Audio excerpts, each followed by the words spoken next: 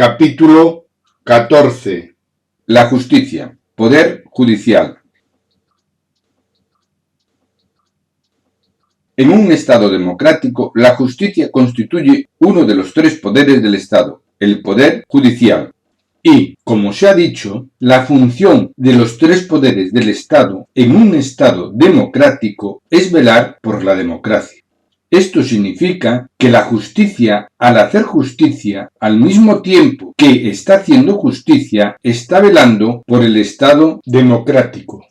Es muy importante tener clara esta doble función que se produce al hacer justicia, porque ello implica implícitamente que, si no se hace justicia, se vulnera la democracia. O dicho con otras palabras, si no hay justicia, no hay democracia. Así de simple. Los encargados de hacer justicia son los jueces y tribunales de justicia, y en consecuencia el Poder Judicial lo integra, los jueces y tribunales de justicia. Es importante remarcar aquí la importancia que tiene en un Estado democrático los jueces y tribunales de justicia, en su condición de Poder Judicial, porque ellos son los garantes de la legalidad democrática. Lo que significa que si el gobierno o cualquier institución del Estado no cumple la legalidad democrática, corresponde al Poder Judicial restablecer la legalidad democrática y castigar al infractor. Lo expuesto en los párrafos anteriores se entenderá mucho mejor si se dice que también en un Estado autoritario existen jueces y tribunales de justicia que imparten justicia, pero no constituyen poder judicial y no tienen encomendada la obligación de controlar al Estado.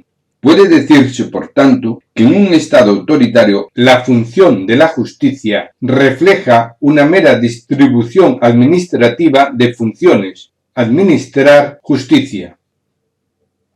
La justicia. Dos significados. La palabra justicia tiene dos significados. 1. La justicia como principio valor superior. Y 2. La justicia como órgano encargado de administrar justicia, es decir, la administración de justicia. La justicia como principio valor superior. Puede decirse que todos tenemos muy claro qué significa justicia, y sobran explicaciones o definiciones, y lo sabemos por puro sentido común. Pues bien, cuando hablamos de la justicia como principio valor superior, nos estamos refiriendo a ese concepto que todos tenemos de lo que es justo, de lo que es correcto y está bien. En este concepto de justicia como principio valor superior, puede decirse que el sentido común es la base en la cual se asienta el concepto de justicia.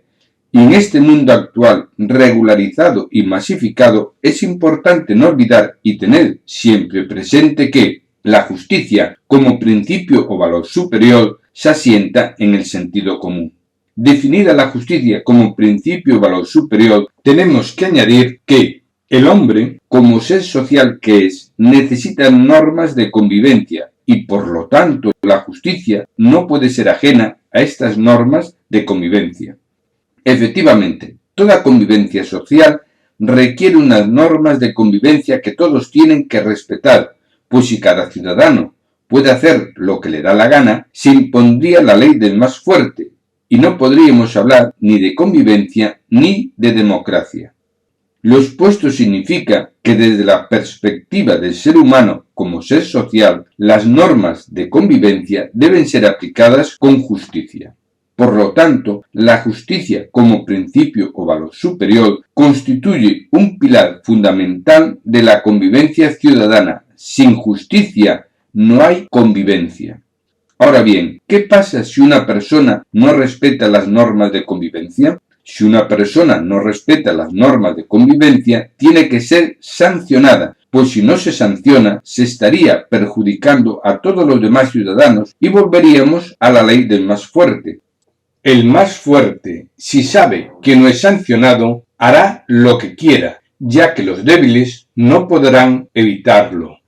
La sanción al culpable es un acto de justicia democrática. Si no se sanciona al culpable, no hay democracia. La administración de justicia. Como hemos dicho, la palabra justicia también se emplea para designar a la administración de justicia. Y la administración de justicia, en sentido restringido y estricto, la integran los jueces y los tribunales de justicia, y en sentido amplio la integran los jueces, los tribunales de justicia, los funcionarios de justicia y la infraestructura administrativa de la propia administración de justicia. Finalidad de la administración de justicia. La finalidad de la administración de justicia es administrar justicia aplicando la ley, o dicho en otros términos, la finalidad de la justicia, así entendida, es dar a cada persona lo que le corresponde cuando no lo hubiere recibido y lo reclama legalmente. La administración de justicia solo puede entrar a administrar justicia ante situaciones concretas a fin de subsanar la injusticia. Hemos dicho que la finalidad de la administración de justicia es administrar justicia aplicando la ley. Y esto, que parece obvio e indiscutible y que todo el mundo comparte, sin embargo, hoy en día no siempre es así. Efectivamente, los políticos, entre lo políticamente correcto y el legalismo político, han conseguido que la finalidad de la administración de justicia para mucha gente no sea administrar justicia, sino aplicar la ley. Y lo malo no es que esta idea promovida por los políticos ahora la comparta mucha gente, sino que, y esto es lo peor, cada vez hay un mayor número de técnicos de derecho, como pueden ser abogados, catedráticos, jueces y fiscales, que comparten esta idea. En principio pudiera parecer que significa lo mismo administrar justicia que aplicar la ley, y no es así. Ciertamente, aplicando la ley, lo lógico es que se haga justicia, pero no siempre es así, y eso se ha sabido siempre. Efectivamente, en el mundo del derecho existe una figura jurídica que se denomina fraude de ley, que consiste en, amparándose en la literalidad del texto de la ley, vulnerar la propia ley. Quizás, lo dicho, pudiera parecer un contrasentido, pero con un simple ejemplo se entenderá perfectamente. Supongamos que la ley dice que todo órgano público que contrate una obra deberá hacer un concurso público si el pago supera los 100.000 euros. Por lo tanto, si se desea hacer un edificio público por valor de 1.000.000 de euros, tendrá que salir a concurso público.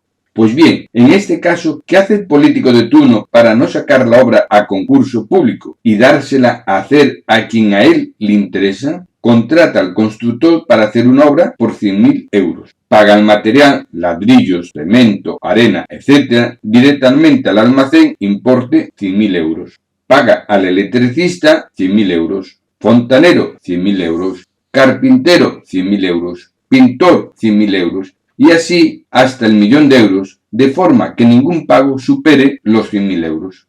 Pues bien, en este burdo ejemplo podemos ver que el político de turno se ajusta a la legalidad. Por lo tanto, a la hora de juzgarlo, si el juez se limita a aplicar la literalidad de la ley, el político de turno no ha cometido ninguna ilegalidad. Y lo que todo el mundo puede ver por puro sentido común, es decir, que esa forma de actuar del político es una engañifa, resulta que un técnico del derecho no lo ve.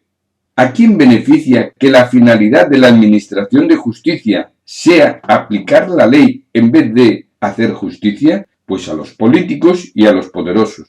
Efectivamente, tanto los políticos como los poderosos disponen de información, asesores legales y medios que le permiten fácilmente actuar al amparo del fraude de ley. La gente trabajadora no. No es de extrañar que ante casos de corrupción política escandalosa, los políticos digan una y otra vez vamos a hacer una ley para evitar que se repita un caso así. Y cuando se vuelve a destapar otro escándalo, vuelven a decir vamos a hacer una ley para evitar que se repita un caso así, y así sucesivamente. Cuando lo lógico sería hacer justicia aplicando la ley, castigando al culpable y que devuelvan el dinero. Además, el propio nombre lo dice, administración de justicia y no administración de legalidad. Hay que creer en la justicia. Ante determinadas sentencias judiciales, la gente suele manifestar su descontento por considerarlas injustas. Cuando esto ocurre con mucha frecuencia, los políticos dicen, hay que creer en la justicia. Un demócrata tiene que creer en la justicia. Si no crees en la justicia, no eres demócrata, etcétera, etcétera, etcétera. Una vez más, los políticos nos están engañando al confundir el principio de justicia con la administración de justicia. Para que se comprenda mejor en qué consiste este engaño de los políticos, es conveniente tener presente lo siguiente. Hemos dicho que la democracia son normas de convivencia de obligado cumplimiento, que todos tienen que respetar y si alguien no las respeta debe ser sancionado y obligado a cumplirlas. Es decir, las normas de convivencia son igual para todos y obliga a todos por igual. Y en consecuencia, quien no cumple voluntariamente será sancionado y además las cumplirá aunque sea de forma coercitiva. En otras palabras, el cumplimiento de las normas de convivencia de forma voluntaria o forzosa es la base de toda democracia. Y quien se encarga de hacer cumplir las normas de convivencia es la administración de justicia. Ahora bien, una cosa es que uno considere que en la sociedad debe imperar la justicia como principio o valor superior de la democracia, en la que todos los ciudadanos se sienten iguales ante la ley, y otra cosa muy distinta es la administración de justicia y lo que uno pueda pensar de ella. Y uno puede pensar que la administración de justicia funciona bien o mal. En otras palabras, una cosa es que para que exista una sociedad democrática sea necesaria la justicia, y otra muy distinta es que uno crea que la administración de justicia funciona bien. Lo que significa que uno puede creer en la justicia como principio o valor superior que debe imperar en la sociedad democrática y al mismo tiempo no creer en la administración de justicia porque considera que funciona mal. Es más, desde el punto de vista democrático, es imprescindible creer en la justicia como principio y valor que debe imperar en la sociedad democrática. Si uno no cree en la justicia como principio y valor superior, es porque considera que lo que impera es la ley del más fuerte y, en consecuencia, la democracia no existe. Pero es antidemocrático creer en la administración de justicia como si fuese un dogma de fe, lo que dicen los jueces y tribunales. O con otras palabras, basta que lo diga un juez o tribunal para que lo tenga que creer y considerar justo. Cuestión distinta no es que uno crea, sino que, por la experiencia que uno tiene de la administración de justicia, de forma directa o indirecta, le resulte creíble. Es decir, no es que uno crea por el mero hecho de que la sentencia la dictó un juez o tribunal, sino porque le resulta creíble y entonces cree que la sentencia es justa. Por desgracia, en España, de todas las administraciones públicas, una de las peor valoradas es la administración de justicia, pero no porque la gente no sea demócrata, sino porque a la gente no le resultan creíbles en el sentido de justas las sentencias y por ello no puede creer en la justicia, es decir, en la administración de justicia. Por lo tanto, cuando un político dice que hay que creer en la justicia refiriéndose a la administración de justicia, hay que decirle que no, que ello es antidemocrático, que es la administración de justicia la que tiene que ser creíble, que no es lo mismo. La mejor prueba de que esto es así nos la dan los jueces y tribunales de justicia todos los días. Efectivamente, con mucha frecuencia una sentencia del juzgado dice una cosa y al recurrir la sentencia del Tribunal Superior dice lo contrario. Es evidente que las dos sentencias no pueden ser justas. Por lo tanto, es de tontos y no de demócratas creer que por el mero hecho de que sea una sentencia judicial ya es justa. Leyes justas. Las leyes no tienen que ser justas, sino hacer justicia, que no es lo mismo. Con mucha frecuencia escuchamos a los políticos decir que las leyes tienen que ser justas y esta coletilla la repiten una y otra vez como si una ley justa fuera sinónimo de justicia. Y en la misma línea, no es de extrañar que los partidos políticos se pasen horas debatiendo sobre la redacción de una ley o de un artículo de la ley para que cuando se lea dé la sensación de justa, aunque lo que dice la ley no esté en consonancia con la realidad. Para que se entienda lo dicho en este apartado, lo mejor es un ejemplo. Supongamos un matrimonio con un hijo menor de edad que decide divorciarse y ambos padres quieren quedarse con el hijo. Una solución es partir al hijo a la mitad, por la cintura, y uno de los padres se quedaría con la parte superior y el otro con la parte inferior. Aunque esta solución no es muy justa, pues no es igual la parte superior que la inferior. Otra solución mucho más justa es dividir al hijo en dos, pero en canal, es decir, de arriba a abajo por la mitad, con lo cual queda dividido el hijo en dos partes iguales, lado derecho y lado izquierdo. Otra alternativa es una solución injusta, entregar al hijo a uno de los padres y compensar al otro con un régimen de visitas para que también pueda disfrutar de su hijo. Consideramos que este repugnante ejemplo es lo suficientemente gráfico para que se entienda qué es lo que se quiere decir. De ahí lo dicho al principio, de que las leyes no tienen que ser justas, sino hacer justicia, que no es lo mismo. Pero además, para que las leyes hagan justicia, tienen que estar en consonancia con la realidad, y ello no siempre es así. Efectivamente, con mucha frecuencia se dictan normas que luego no se aplican por falta de medios o imposibilidad material, lo cual demuestra dos cosas: que al político de turno no le importa para nada los problemas que puedan tener los ciudadanos, y que le da igual que se solucionen o no los problemas de los ciudadanos. Cualquier persona que tenga un problema y quiera solucionarlo, lo primero que hace es tener en cuenta los medios de que dispone y después buscar la mejor solución. Con esta forma de actuar de los políticos, leyes teóricamente justas, lo que demuestra el político es que lo único que le importa es aparentar y nada más. Aparentar que hace algo, aparentar que hay justicia, aparentar que busca soluciones, etc. Ahora bien, al margen de todo lo dicho en este apartado, de que las leyes están para hacer justicia, lo cierto es que la gente suele emplear la frase «las leyes tienen que ser justas», y todos entendemos perfectamente lo que se quiere decir con esta expresión, que la ley haga justicia, que es lo que pide el pueblo. Han sido los políticos quienes dejaron vacío de contenido esta expresión al dictar leyes no para hacer justicia y solucionar problemas, sino para aparentar justicia y justificar su propia conducta, que en muchas ocasiones uno tiene la sensación de que son delictivas. Decía Montesquieu, Centuria de 1700, que no existe tiranía peor que la ejecutada a la sombra de leyes con apariencia de justicia. Interpretación y aplicación de la ley. A la hora de hacer justicia, ante un caso concreto, la forma en que se interpreta la ley y cómo se aplica la ley es esencial. Efectivamente, la interpretación y aplicación de la ley siempre se tiene que hacer con sentido común. Si falta el sentido común, ninguna ley será justa, por muy bien redactada que esté. Una vez más, tenemos que recurrir al sentido común y a la lógica para que la democracia funcione. De ahí la importancia de que la gente tenga siempre presente el sentido común. Lo que no está prohibido está permitido. En consonancia con lo dicho, vamos a comentar una frase que se utiliza mucho: lo que no está prohibido está permitido. Lo dicho en esta frase tiene su lógica si se aplica con sentido común, que es como lo interpreta la gente de bien. No así los políticos, que suelen ser unos grandes manipuladores y suelen utilizar esta expresión popular para salir impunes de todas sus fechorías. Efectivamente, los políticos con mucha frecuencia, cuando sale a la luz un escándalo que a ellos afecta, suelen decir: conductas así no se pueden permitir, vamos a hacer una ley para castigar este tipo de conductas. Y esto lo repiten escándalo tras escándalo.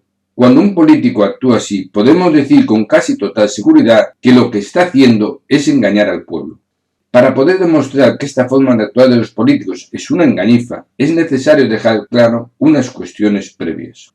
Lo que no está prohibido está permitido. Esta expresión coloquial, que todo el mundo comparte, debe ser analizada desde un punto de vista más técnico, para evitar que los políticos nos engañen. Pero antes de entrar en cuestiones técnicas, expondremos unos ejemplos que facilitarán la comprensión de la explicación técnica. Supongamos que un diputado orina en el hemiciclo del Congreso y, para no ser sancionado, alega: no hay ninguna norma que prohíba orinar en el hemiciclo del Congreso y lo que no está prohibido está permitido.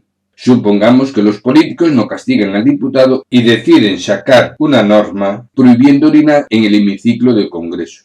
Se aprueba la norma prohibiendo orinar en el hemiciclo del Congreso y ese mismo día el mentado diputado defeca en el hemiciclo del Congreso y alega en su defensa: no hay ninguna norma que prohíba defecar en el hemiciclo del Congreso y lo que no está prohibido está permitido. Y vuelta a empezar.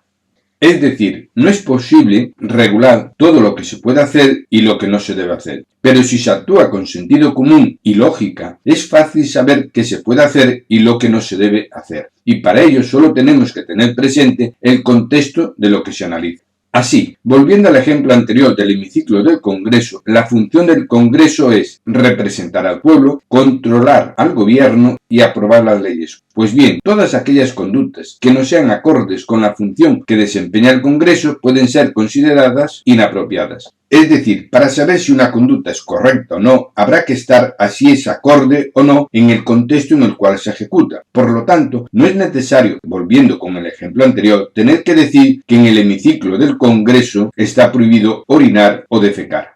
Volviendo de nuevo a la frase lo que no está prohibido está permitido, uno se preguntará entonces si esta frase es del todo correcta o no, y tenemos que decir que sí es correcta. ¿Por qué debemos decir que es correcta? Porque si actuamos con sentido común nos damos cuenta que la prohibición puede ser expresa o tácita. La prohibición es expresa cuando se dice expresamente que una conducta concreta no está permitida. La prohibición es tácita cuando la conducta concreta realizada es ajena y quebranta el contexto en el cual se ejecuta. Así, siguiendo con el ejemplo del hemiciclo del Congreso, orinar o defecar en el hemiciclo es un acto ajeno y quebranta la actividad del Congreso, y por lo tanto podemos decir que orinar y defecar en el hemiciclo del Congreso está prohibido tácitamente. Se trata, por tanto, de una prohibición tácita, y ello es de pura lógica y de sentido común. Consideramos que ello no necesita más explicaciones y queda suficientemente aclarado. Principio de legalidad penal. Existe un principio en derecho penal que establece que nadie puede ser condenado por un acto que no esté previamente tipificado como delito en la ley. Es lo que se conoce como principio de legalidad penal.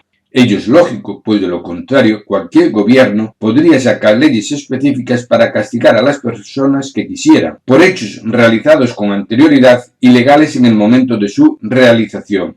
No obstante lo dicho, no está de más recordar que en los juicios de Nuremberg se castigaron conductas consideradas delitos contra la humanidad, que, en el momento de su realización, eran legales formalmente. Gracias a ello, se pudieron castigar a gran parte de los culpables de los delitos realizados por los nazis. De no aplicarse sentido común y la lógica, todos los crímenes nazis hubiesen quedado impunes. Dicho esto, tenemos que decir que en los juicios de Nuremberg nadie consideró que se vulnerara el principio de legalidad penal, pues por encima de la legalidad formal que permitía asesinar está el derecho natural que no permite asesinar.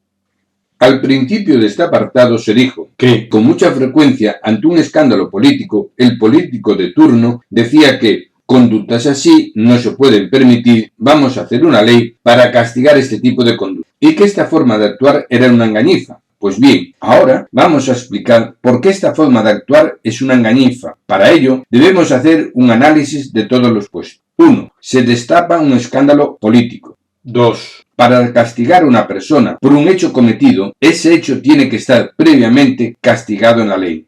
3. Por lo tanto, cuando el político de turno inmediatamente dice que conductas así no se pueden permitir, vamos a hacer una ley para castigar este tipo de conductas, no está pidiendo que se castigue al culpable, sino que está diciendo todo lo contrario, que no se puede castigar al culpable porque el hecho cometido no está castigado en la ley. Efectivamente, al decir que vamos a hacer una ley para castigar este tipo de conductas, lo que realmente está diciendo es que esa conducta no está todavía castigada en la ley y en consecuencia el culpable no puede ser castigado. ¿Queda claro?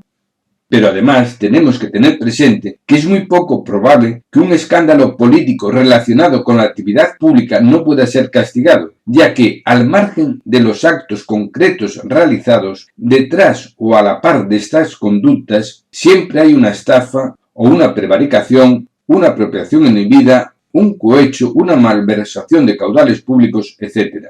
No está de más recordar aquí que generalmente en las estafas los actos realizados se revisten de una apariencia de legalidad, pero en su conjunto forman un engaño. Por lo tanto, cuando el político de turno, en vez de pedir el castigo para los culpables, que devuelvan el dinero y que indemnicen los perjuicios causados, dice, conductas así no se pueden permitir, vamos a hacer una ley para castigar este tipo de conductas, lo más probable es que nos esté engañando.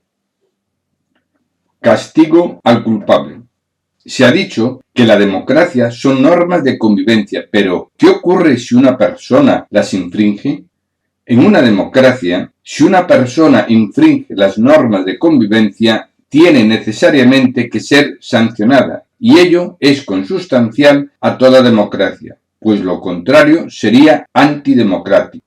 ¿Por qué sería antidemocrático el no castigo al culpable? Por varias razones.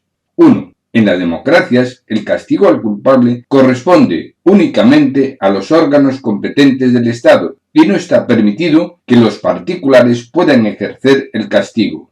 2. Si el Estado tiene encomendado por ley y en exclusiva el castigo al culpable, no castigar al culpable sería un incumplimiento del mandato del pueblo.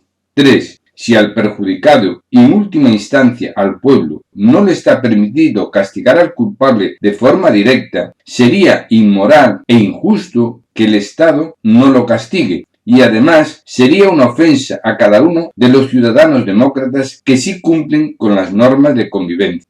4. Si el no cumplimiento de las normas de convivencia no se sanciona, cada vez los infractores irán a más. Y si las normas de convivencia no se cumplen por todos los ciudadanos, poco a poco la democracia se irá degradando. Por lo tanto, el Estado democrático no es que tenga el derecho de sancionar a quien infringe las normas, sino que tiene la obligación de hacerlo. Por desgracia en España, entre lo políticamente correcto y el buenismo político, muchas veces nos encontramos con que no se castiga al culpable o se castiga de forma ínfima, dando lugar a situaciones de lo más injustas y democráticamente inadmisibles. Con un simple ejemplo, se comprenderá mucho mejor que el no castigo al culpable es injusto y democráticamente inadmisible. Supongamos que usted, un simple trabajador, tiene un coche que estaciona en la calle por no disponer de garaje y que una persona le deshincha las ruedas, con la de problemas que ello le puede causar, llegar tarde al trabajo, llamar a la grúa, etc. Como se sabe quién es, lo denuncia, pero como es insolvente no tiene que pagar nada y tampoco lo castigan, porque para los políticos el hecho no es grave, es decir, no le pasa nada. Le vuelve a deshinchar las ruedas del coche, lo vuelve a denunciar y tampoco pasa nada. Y así muchas veces. Un día, harto de tanta injusticia, llama la atención al delincuente y discute, y como consecuencia de la discusión le da un golpe, causándole una pequeña lesión. El delincuente denuncia al trabajador y como el trabajador no es insolvente, trabaja, además de tener que pagar una multa de castigo, tienen que indemnizar al delincuente por la agresión. Con este simple ejemplo queda suficientemente claro lo injusto que es que no se castigue al culpable. Por lo tanto, es evidente que un Estado democrático está obligado a castigar siempre al culpable. No es un derecho del Estado, sino una obligación de todo Estado democrático para con el pueblo. Seguridad ciudadana. En este tema de seguridad ciudadana, primero hablaremos de la inseguridad ciudadana y después de la seguridad ciudadana, libertad personal y democracia. La inseguridad ciudadana. Con cierta frecuencia, los políticos dicen que, en una democracia, los delincuentes tienen derechos y dan a entender que, por lo tanto, hay que aceptar que la inseguridad ciudadana forma parte de la democracia. Cuando se dice una cosa así, lo que se está pensando en el fondo es que la seguridad ciudadana únicamente se puede conseguir con una dictadura.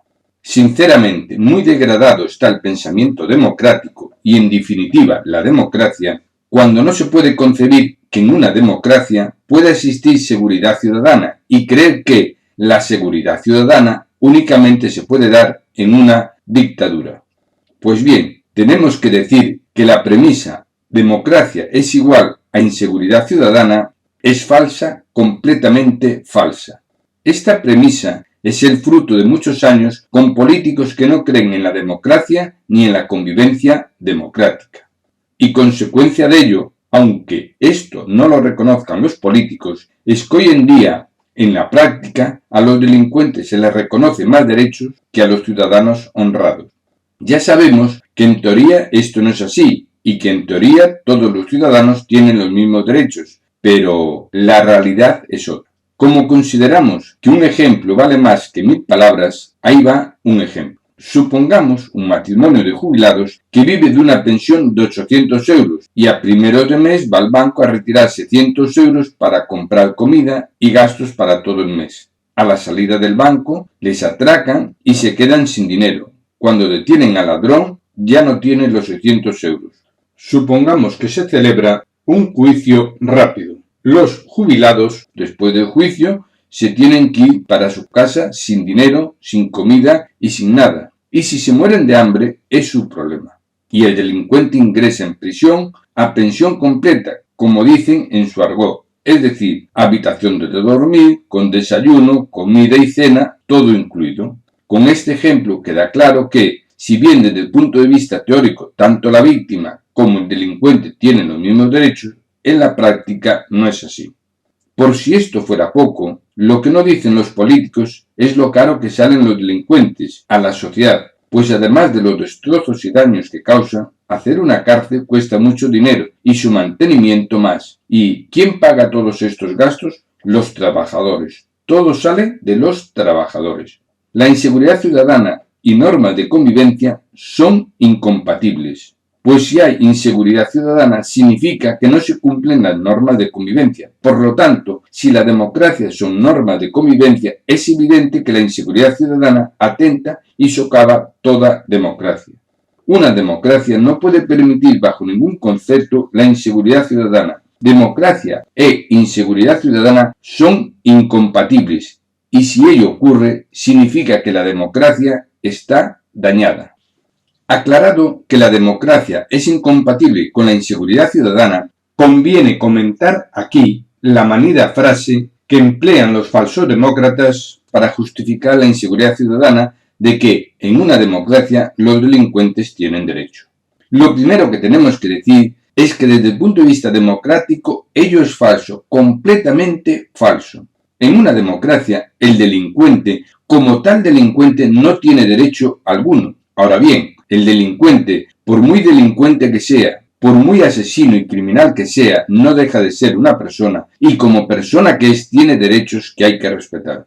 Por lo tanto, cuando en una democracia la ley dice que el delincuente tiene este o aquel derecho, significa que estos son los únicos derechos que tiene. Pero además, estos derechos que le quedan al delincuente están limitados por la ley penal, procesal o por cualquier otra ley aplicable al caso, por la sentencia condenatoria, por la naturaleza y sentido de la pena y por la ley penitenciaria.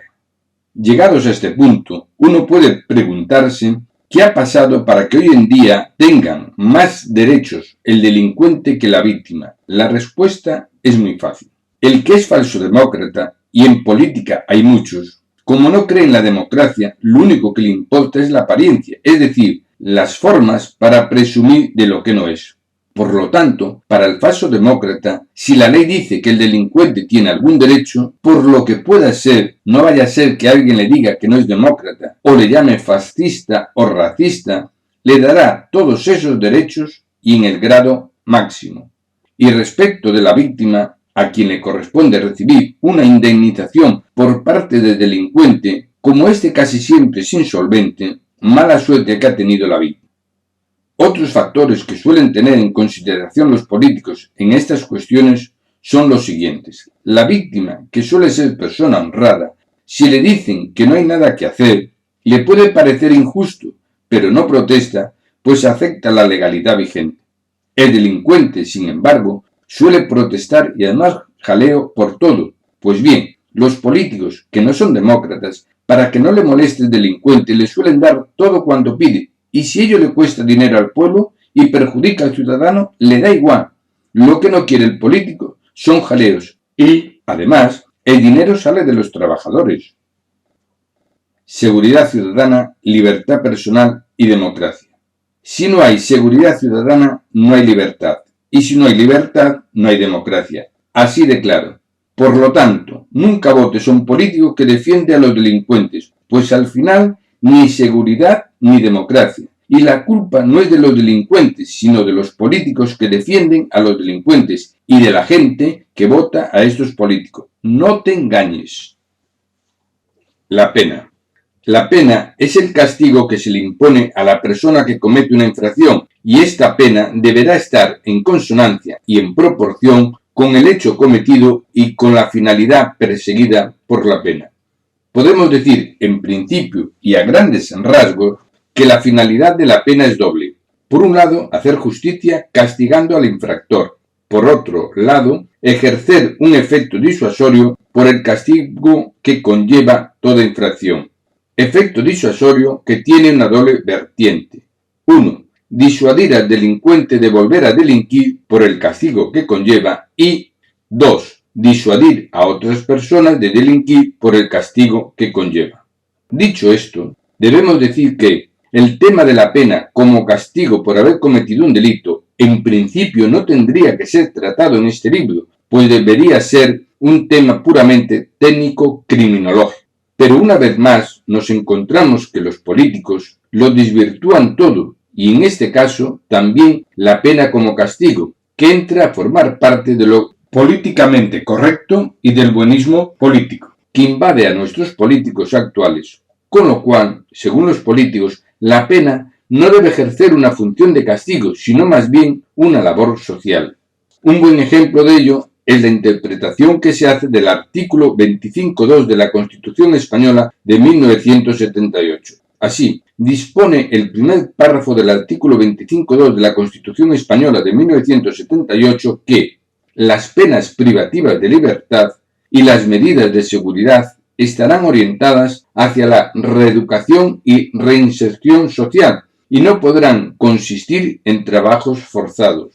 Y dispone el tercer párrafo del artículo 25.2 de la Constitución Española de 1978 que, en todo caso, tendrá derecho a un trabajo remunerado, a los beneficios correspondientes de la seguridad social, así como al acceso a la cultura y al desarrollo integral de su personalidad.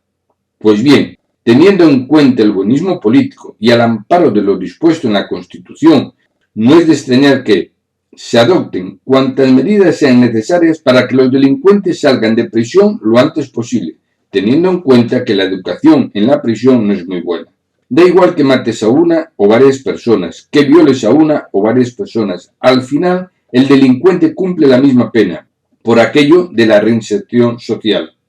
El derecho al trabajo remunerado del delincuente es lo más importante y nadie se preocupa del daño que le causó a la víctima y que repare el daño causado.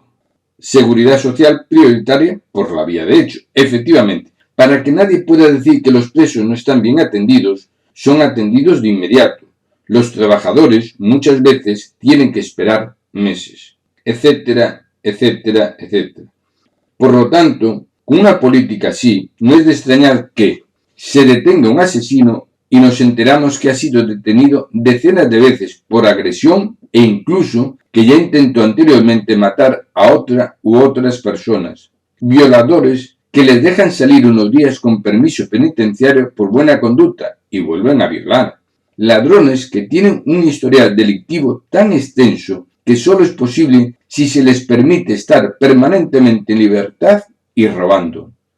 Cualquier persona democrática con sentido común dirá que esto es injusto. Es más, cualquier persona con sentido común, al tener conocimiento del asesinato o violación y enterarse de los antecedentes del asesino o violador, pensará con toda lógica que se pudo haber evitado esa muerte o esa violación. Por lo tanto, si se pudo haber evitado esa muerte o esa violación, es lógico pensar que algo de culpa tienen todas aquellas personas que permiten que los delincuentes campen libremente. Y también quienes votan a los políticos que defienden a los delincuentes. Es posible que, teniendo en cuenta lo dicho del artículo 25.2 de la Constitución Española, algunas personas piensen que aquí el político no tiene culpa de nada y que es la Constitución la que lo obliga a actuar así. Pues no. Y al margen de que la Constitución Española de 1978 también peque de buenismo político, si los políticos actúan así se debe al buenismo político que les invade.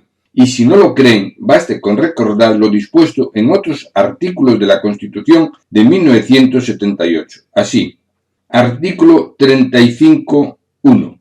Todos los españoles tienen derecho al trabajo y a una remuneración suficiente para satisfacer sus necesidades y las de su familia.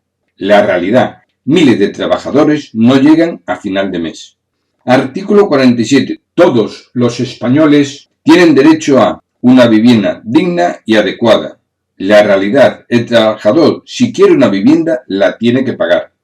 Artículo 50. Los poderes públicos garantizarán, mediante pensiones adecuadas y periódicamente actualizadas, la suficiencia económica de los ciudadanos durante la tercera edad. Asimismo, atenderán sus problemas específicos de salud y vivienda. La realidad, miles de jubilados no llegan a final de mes y pasan muchas necesidades después de haber pasado toda su vida trabajando y pagando impuestos al Estado. Queda claro, a la vista de estos artículos, que el buenismo político con los delincuentes no es un tema constitucional, sino un comportamiento político. Es más, en el caso concreto expuesto del artículo 25.2 de la Constitución Española de 1978, hemos de decir que la propia Constitución y en el mismo artículo 25.2, en su párrafo segundo, dice: el condenado a pena de prisión gozará de los derechos fundamentales de este capítulo, a excepción de los que se vean expresamente limitados por el contenido del fallo condenatorio, el sentido de la pena y la ley penitenciaria.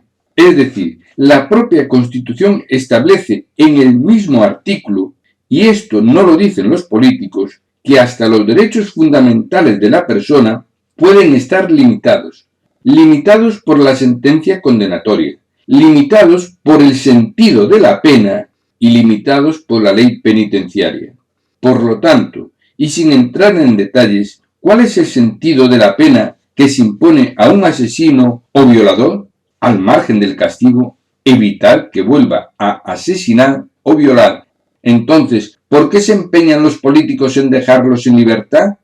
Dicho todo esto, la finalidad de este libro no es hacer un estudio de la Constitución Española de 1978, sino que la gente entienda, comprenda y asuma que es una democracia, y evitar que los falsos demócratas engañen al pueblo diciendo que en una democracia los delincuentes tienen derechos y que por lo tanto hay que aceptar que la inseguridad ciudadana forma parte de la democracia. Y consecuencia de ello, aunque esto no lo digan de forma expresa los políticos, tengamos que aceptar que los delincuentes tienen más derechos que los trabajadores. Lo expuesto en este apartado se verá de forma más clara más adelante al hablar de los derechos sociales, y nos daremos cuenta que el buenismo político con los delincuentes, además de ser antidemocrático e injusto para el pueblo trabajador, no tiene razón de ser, y que si se mantiene este criterio es porque existe una serie de políticos que ni creen ni les importa la democracia. Pena de muerte, cadena perpetua y delincuente. Para terminar con este tema de la pena, vamos a tratar aquí tres temas que son muy discutidos en democracia, como son la pena de muerte, la cadena perpetua y el delincuente. Estas tres cuestiones son temas puramente técnico-criminológicos, que en principio no deberían ser tratados en este libro. Lo que pasa es que el buenismo político los encuadra como si fuera un tema de democracia o antidemocracia. Pena de muerte. En una sociedad democrática los ciudadanos pueden acordar o no la aplicación de la pena de muerte para aquellos delincuentes sumamente peligrosos. Y desde el punto de vista democrático, tan democrática es una postura como la otra. Cuestión distinta es tratar el tema desde el punto de vista moral. Habrá personas que consideren que ejecutar a una persona no es moralmente admisible y habrá personas que consideren que ello es moralmente admisible en defensa de la sociedad. Y desde el punto de vista técnico-criminológico hay argumentos a favor de la pena de muerte y argumentos en contra de la pena de muerte. Ahora bien, dicho esto, hay que decir que en algunos países, entre ellos España, la pena de muerte no está permitida constitucionalmente y, por lo tanto, como norma suprema de un pueblo soberano y democrático, se tiene que respetar este criterio y no se puede aplicar, es decir, no se aplica la pena de muerte por ser la voluntad del pueblo soberano y democrático. Y aprovechando esta coyuntura, lo que hace el buenismo político es dar a entender que la pena de muerte determina si una sociedad es democrática o antidemocrática, cuando la realidad es al revés. Es la sociedad democrática quien determina si se aplica o no la pena de muerte. Cadena perpetua. Aquí el buenismo político alcanza su máxima expresión, pues prefiere que un asesino siga matando y un violador siga violando antes que tenerlo en prisión toda la vida. Desde luego, Hay que ser muy buena persona para aceptar algo así. Lo de buena persona lo decimos con ironía.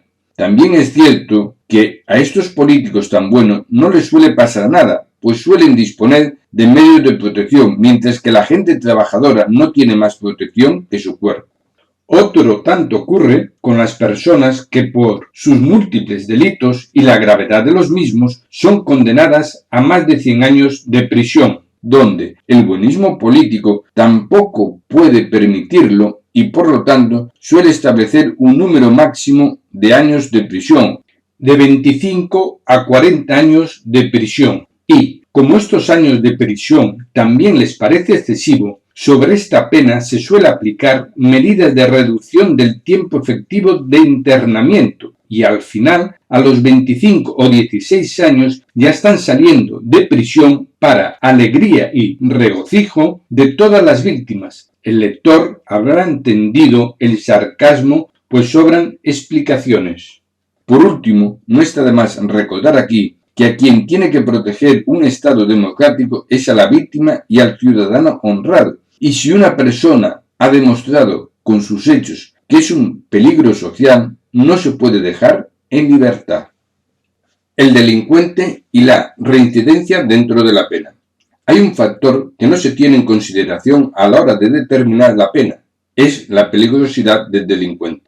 Efectivamente, en este mundo moderno, la masificación y la movilidad permiten al delincuente pasar desapercibido y hacer de la delincuencia una forma de vida rentable. Pues no siempre que un delincuente comete un delito se le castiga por el delito cometido, lo que le permite vivir a cuenta de los demás. Y solo en algunos casos se puede relacionar el hecho delictivo con su autor y en consecuencia castigar al delincuente. Y si el delincuente, a pesar de haber cumplido una pena, persiste en el delito, significa que la pena que se le impuso no ejerció en él función disuasoria alguna, que es la principal función de la pena, o dicho en otros términos más prácticos, que necesita una pena mayor para que se dé cuenta que delinquir le perjudica y no le va a resultar rentable. Debemos tener en cuenta que cuantos más delitos comete un delincuente, más peligroso se vuelve y es más difícil acusarlo de un hecho delictivo, pues con la práctica adquiere mayor seguridad y deja menos pistas. Por lo tanto, en la determinación de la pena de todo delito se debe comprender la peligrosidad del delincuente,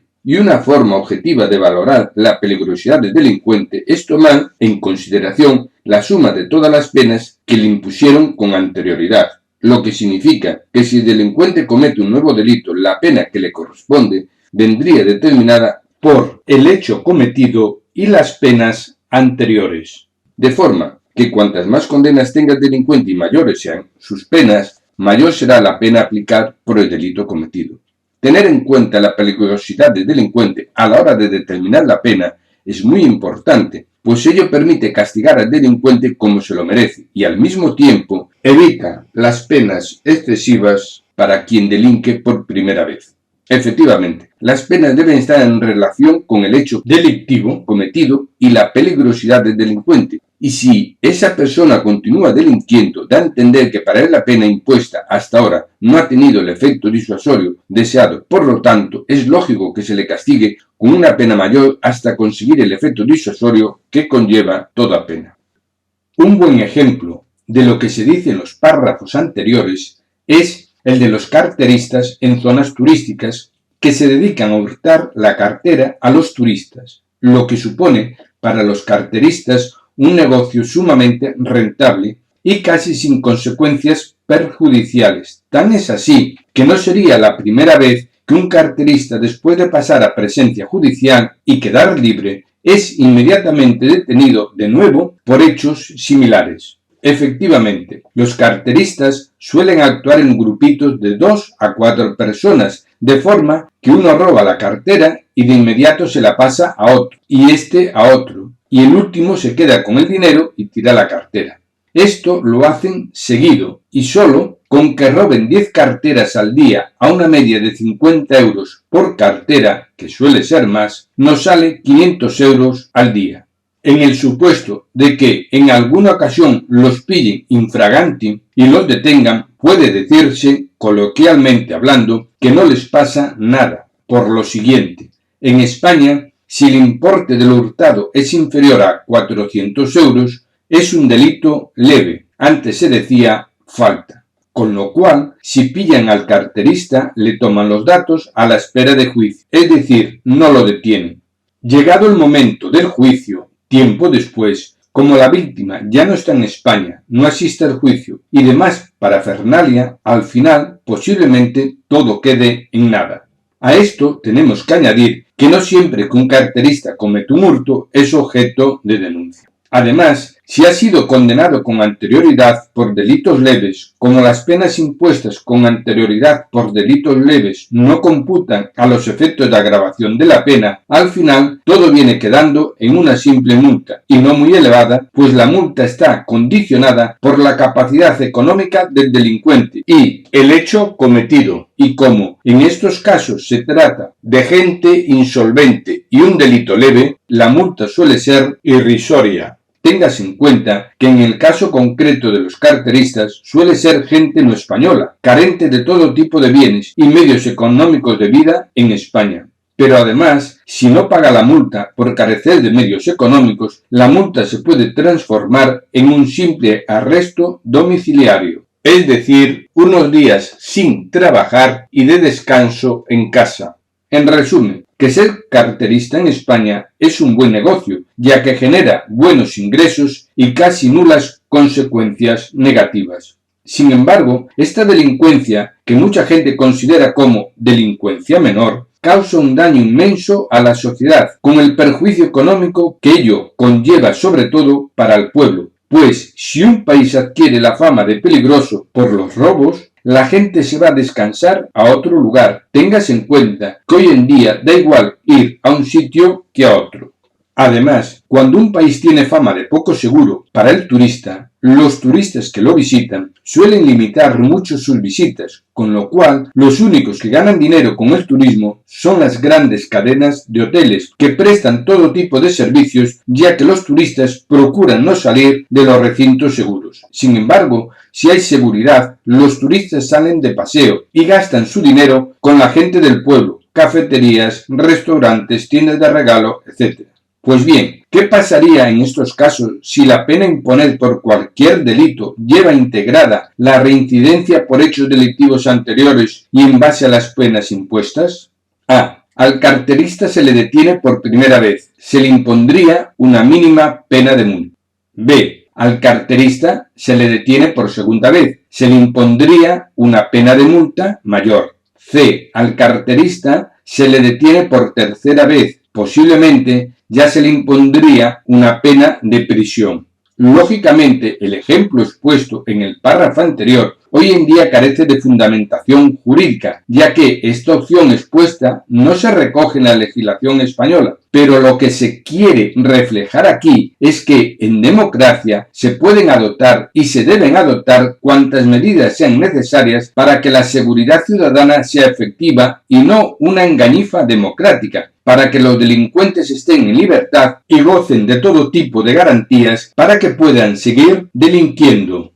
La maldad del delincuente. Otro factor que debe ser tenido en cuenta aquí, al margen del delito cometido, es la maldad del delincuente a posteriori, que es un reflejo de la peligrosidad del delincuente, y si bien ello no afecta a la pena a la que fue condenado, sí se debe tener en consideración en lo referente al cumplimiento de la pena.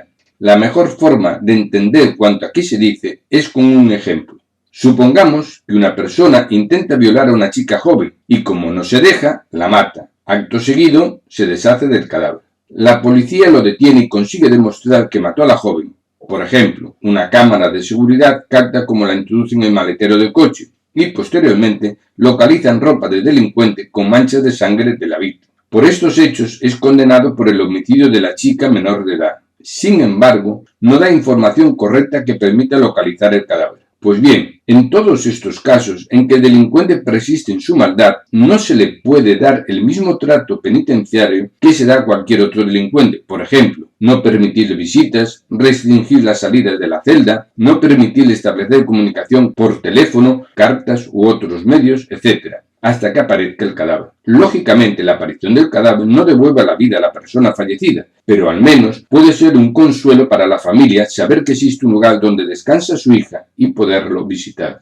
Por lo tanto, mientras la familia de la víctima esté con la angustia de no saber dónde está el cadáver de su hija y no pueda descansar su dolor, no es admisible que se permita al asesino todo tipo de actividades que le hagan la vida más agradable en prisión, cuando de él depende, en cualquier momento, que la familia de la víctima pueda aliviar y descansar su dolor. Es posible que algún político diga que actuar de esta manera con el delincuente es un acto de venganza y no de justicia, lo cual no es correcto, pues actuar así es un acto de pura justicia, y es un acto de justicia por muchas razones. Que el delincuente diga dónde está el cadáver no le perjudica en absoluto, pues ello no varía la pena a la que fue condenado. El delincuente sabe perfectamente que para la familia de la víctima no saber dónde está el cadáver de la hija prolonga el dolor de la familia más allá del hecho del asesinato. El delincuente sabe perfectamente que si dice dónde está el cadáver no estaría prolongando el dolor de la familia de la víctima. Es evidente que si el delincuente no dice dónde está el cadáver, cuando a él en nada le perjudica decir dónde está el cadáver, es por pura maldad y venganza. Si decimos venganza, es porque, con una cierta frecuencia, los asesinos reconocen que ya que ellos tienen que estar en prisión, los demás que se fastidien. Es justo y razonable que mientras el asesino se ensaña con la familia de la víctima, prolongándoles el dolor, se le permita todo tipo de parabienes en prisión. Consideramos que no es necesario responder a esta pregunta porque cualquier persona de bien sabe cuál es la respuesta. Es más, la familia de la víctima tiene que sentir como un desprecio ver que al asesino de su hija se le da todo tipo de parabienes. Es como si la muerte de su hija no tuviera valor alguno y que su hija a nadie importa. Por lo tanto, quien en casos así habla de venganza, hay que decirle que la venganza la está cometiendo el asesino, quien podría aliviar un poco el sufrimiento de la familia de la víctima que ya bastante daño le causó, y sin embargo no lo hace. Ley penal y delincuencia organizada. Si tratamos este tema aquí es porque se observa que en los países democráticos este tipo de delincuencia no se combate con suficiente eficacia. Y como se ha dicho una y otra vez, si no hay seguridad, no hay democracia. Efectivamente, las leyes penales están pensadas y diseñadas para combatir una delincuencia de individuos que pueden actuar solos o en compañía de otros, o incluso pueden organizarse para delinquir en grupo, pero sigue siendo una delincuencia de individuos. Sin embargo, la delincuencia organizada de hoy en día ha dado un salto cualitativo, donde el individuo no es el factor importante, sino que la importancia reside en la organización criminal. Efectivamente, en estas organizaciones criminales, lo importante es la organización criminal, de tal forma que el trabajo delictivo se ejecuta por partes estancas, de forma que la detención de unos individuos no afecta para nada al resto de la organización, que sigue operando con toda normalidad. A veces, esta delincuencia organizada actúa como auténticas multinacionales del delito. Es por ello que si las democracias quieren seguir siendo democracias, conservar sus principios y valores y que sus ciudadanos gocen de libertad y seguridad, deberán adaptarse a esta nueva realidad social y establecer una legislación específica en su lucha contra la delincuencia organizada. Téngase en cuenta que en este tipo de delincuencia tan importante es la persona encargada de hacer una simple vigilancia como el sicario procedente de otro país que asesina al vigilado y se va. Además, en este tipo de delincuencia, un mismo hecho, al ser cometido por una organización criminal, adquiere una mayor peligrosidad criminal. Así, ejemplo 1. Un delincuente mata a una persona porque lo denunció. Ejemplo 2. Una organización criminal mata a una persona porque les denunció. Ambos hechos son iguales, el asesinato de una persona. Sin embargo, el ejemplo 2 reviste una mayor gravedad porque, en el ejemplo 1, si se coge al criminal, se neutraliza el peligro. En el ejemplo 2, aunque se coja al criminal, no se neutraliza el peligro. Al contrario, constituye un acto de intimidación frente a todos de que si se les denuncia, eres persona muerta. De ahí que este tipo de delincuencia organizada requiere una regulación específica y medidas realistas y eficaces para poder luchar contra ellos. Las teorías y el buenismo no funcionan. No debemos olvidar que en algunos países esta delincuencia organizada alcanza tal grado de poder que socava los cimientos de la democracia e incluso a veces se enfrentan abiertamente al Estado democrático o se infiltran en la democracia destrozándola desde dentro. Organizaciones pandilleras. Las organizaciones pandilleras también deben ser consideradas como delincuencia organizada, pues si bien es cierto que no alcanzan el grado de sofisticación que las organizaciones criminales, su forma de actuar se ajusta a la delincuencia organizada en torno a un líder, y su potencial de peligrosidad es enorme por varias razones. Las organizaciones pandilleras están organizadas de forma piramidal en torno a su líder. Algunas organizaciones pandilleras están promocionadas por organizaciones criminales como una fuerza de reserva y para obtener y seleccionar mano de obra para el futuro. La forma de ser alguien en las organizaciones pandilleras suele ser mediante retos, que entre los jóvenes y en estos ambientes es muy eficaz. Es decir, conforme van realizando hechos delictivos, cada vez realizarán actividades más arriesgadas y violentas, que unido a la competitividad de los jóvenes les hace muy peligrosos. Téngase en cuenta que si no se atreve a hacerlo, será objeto de burla y humillación por cobarde ante los suyos.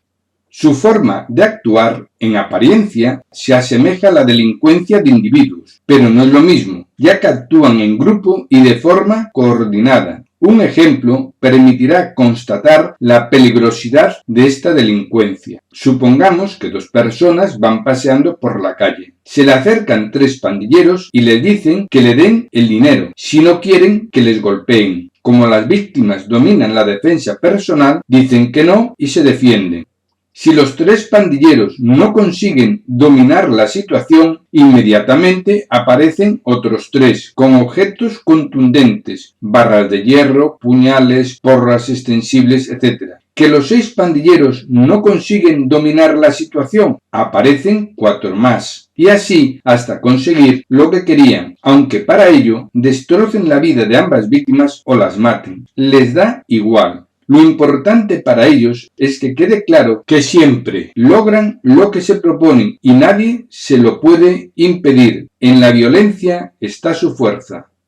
Las organizaciones pandilleras, para poder ingresar en ellas, suelen establecer rituales de iniciación, consistente en que el joven tenga que cometer algún hecho delictivo, que lo suelen grabar para poderlo chantajear si lo consideran necesario. Si quieren salir de la organización pandillera, lo tienen muy difícil por las consecuencias que ello suele acarrear.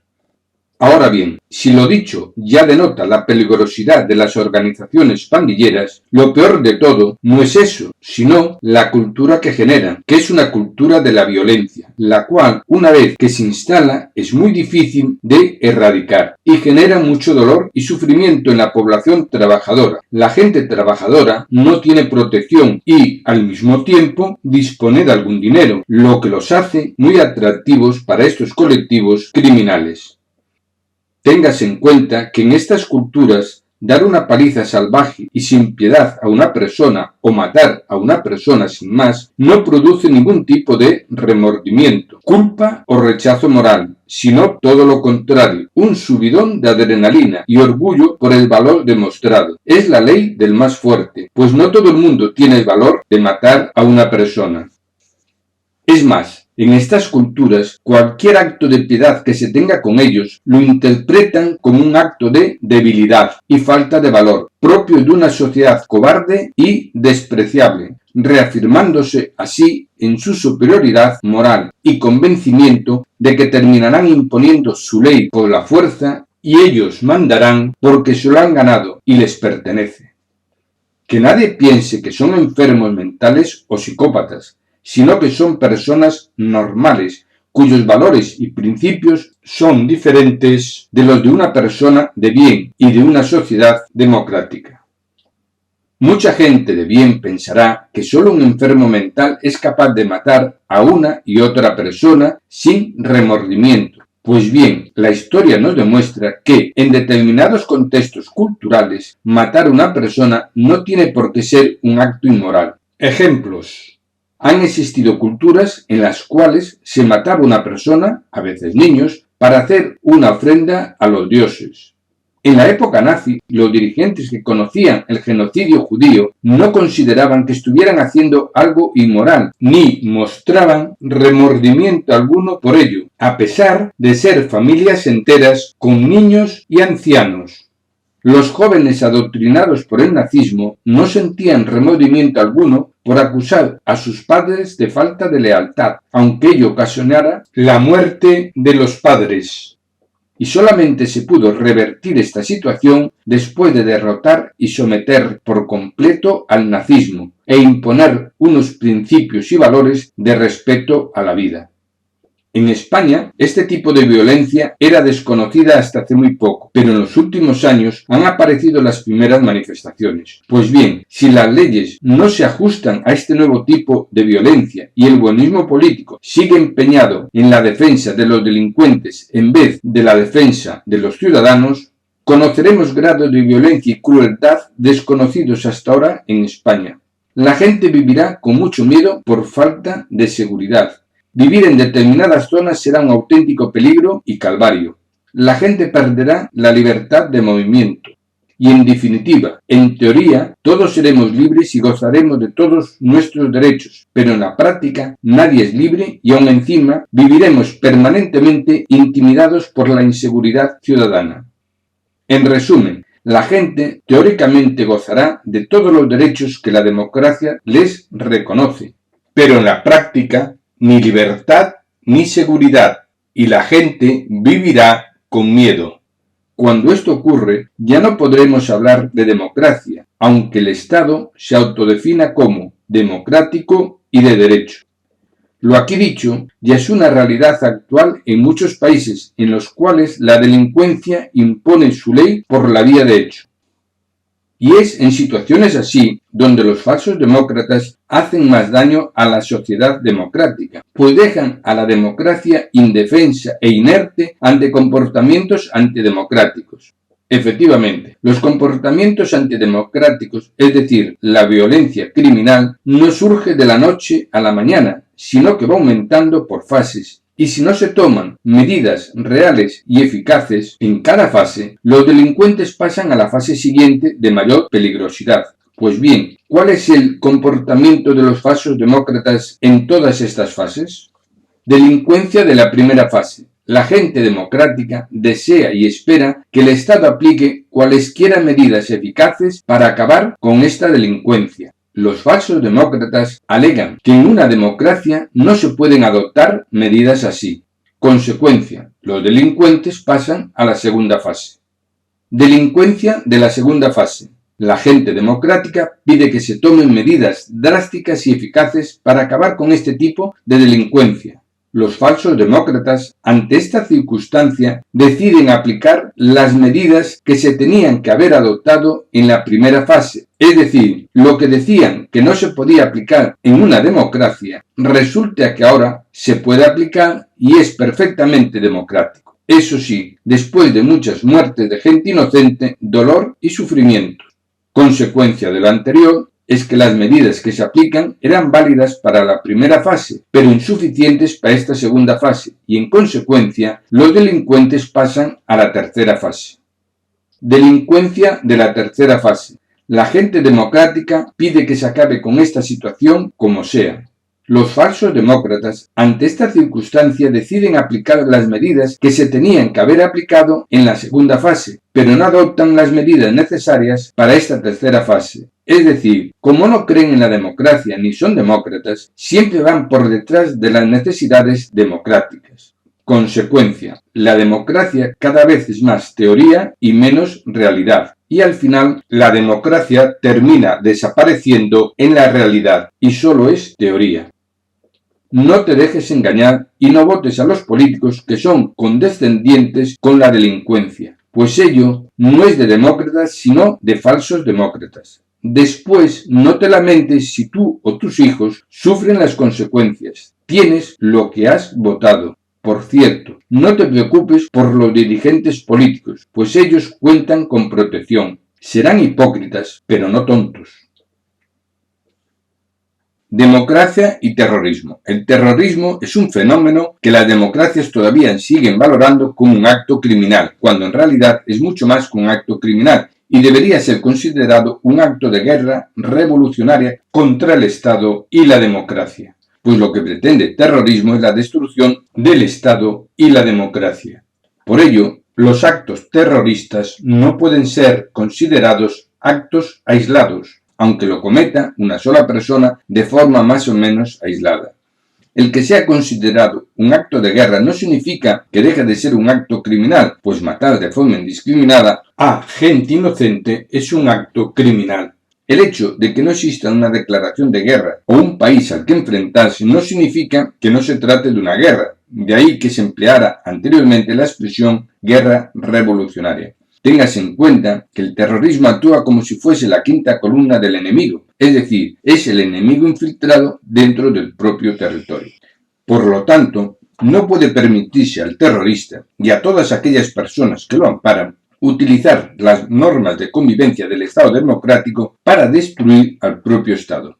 El terrorismo se ampara en las libertades que ofrece el Estado democrático para hacer propaganda y reclutar gente para su causa en aquellos núcleos sociales que le pueden ser más favorables, generando odio y rencor entre dichos colectivos, con lo cual, además de los actos de terror, están minando la convivencia ciudadana que puede degenerar en conflictos mayores.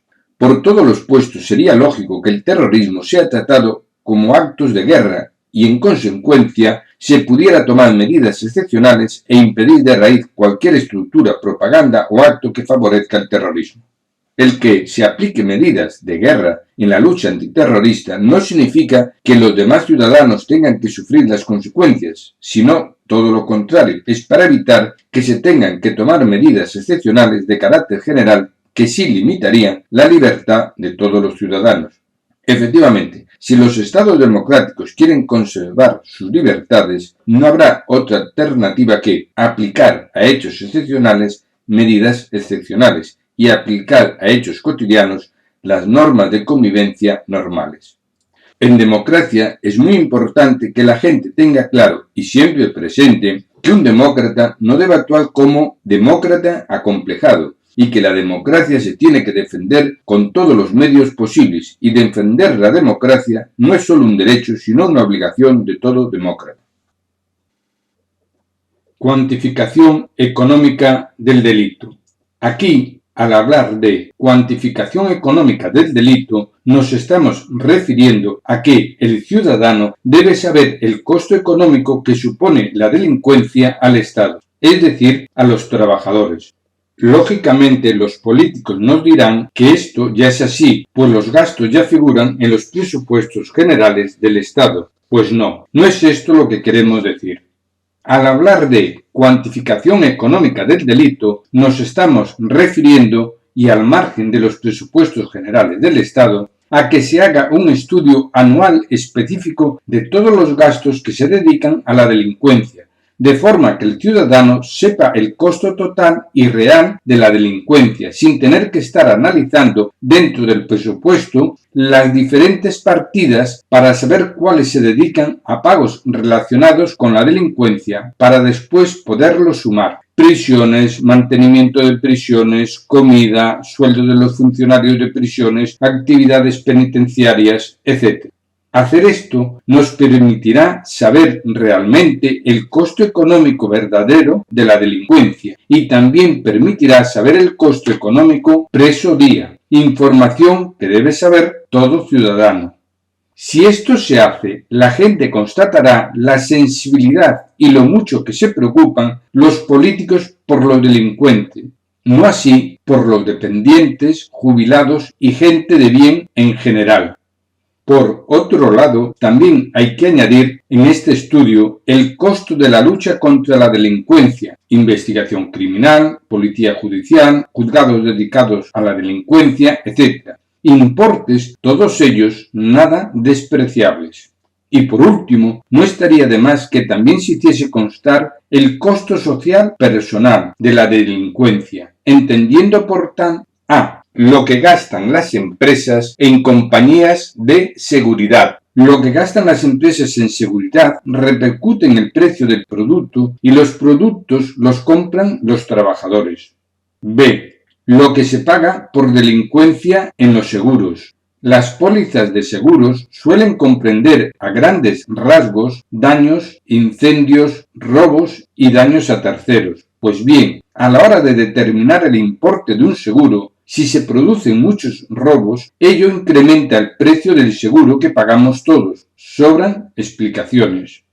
Lo que significa que las compañías de seguros saben perfectamente lo que paga el ciudadano por la delincuencia y su evolución en los últimos años. La gente se sorprendería, pero tiene derecho a saberlo. C. Y aquí cada persona debe incluir por su cuenta los gastos que realiza para intentar impedir que le entren a robar en su propio piso o casa, puertas de seguridad, verjas metálicas, alarmas, etc. Sin embargo, la preocupación de los políticos es que los presos estén lo mejor posible. Piscinas climatizadas, gimnasios, canchas deportivas, salas de informática, televisión, etc. Por si alguien no lo sabe, en los hospitales los enfermos tienen que pagar para ver la televisión. Sobran explicaciones.